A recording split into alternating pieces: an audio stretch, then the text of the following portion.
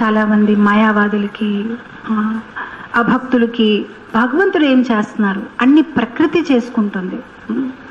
కానీ ఇక్కడ ఏమంటున్నారు, ప్రకృతి ఎవరి కంట్రోల్లో ఉన్నారు, భగవంతుడు. మయా అధ్యక్షేన ప్రకృతి సచర, భగవంతుడు ఆ ప్రకృతిని మయా అధ్యక్షేన, నా అధ్యక్షంలోనే ఈ ప్రకృతి అనేది పనిచేస్తుంది. శ్రీల ప్రభుపాదుల వారు చాలా చక్కని ఉదాహరణ ఇచ్చేవారు. అమెరికా ఎందుకు, ఇప్పుడు ఇండియాలో కూడా అలాంటి పరిస్థితులు ఏర్పట్టయ్యారు.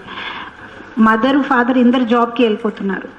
కానీ మన స్టోరీలో ఫాదర్ మాత్రం మార్నింగ్ నుంచి నైట్ బిజీ. సో ఈ అబ్బాయి, చిన్న శిశు అబ్బాయి, పుట్టినప్పటి నుంచి ఫాదర్ ఫేస్ చూడలేదు.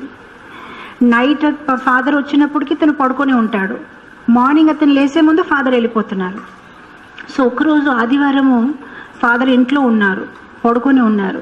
సో వెంటనే ఆ అబ్బాయి అడుగుతున్నారు వాళ్ళ మదర్తోని, mother who is this man, ఇతను ఎవరు, who is this man. So mother అన్నారు, హీఈస్ యువర్ ఫాదర్, ఇతను నీ నాన్నగారు. What is the meaning of father, what is the meaning of father అంటే ఏంటి, నాన్నగారు అంటే ఏంటి అని అబ్బాయి అడుగుతున్నాడు. సో శ్రీల ప్రభుపాదుల వారు చాలా చక్కగా చెప్పారు. ఎలా అయితే ఆ ఒక శిశువుకి తన తల్లితో ఉంటూ తల్లి తప్ప ఎవరు కనిపించట్లేదు, కానీ నాన్నగారే అంత సప్లై చేస్తున్నారు. ఆయన ఒక్క డబ్బులు ఇవ్వడం వల్లనే తల్లి ఆ అబ్బాయిని పెంచుకోగలుగుతుంది.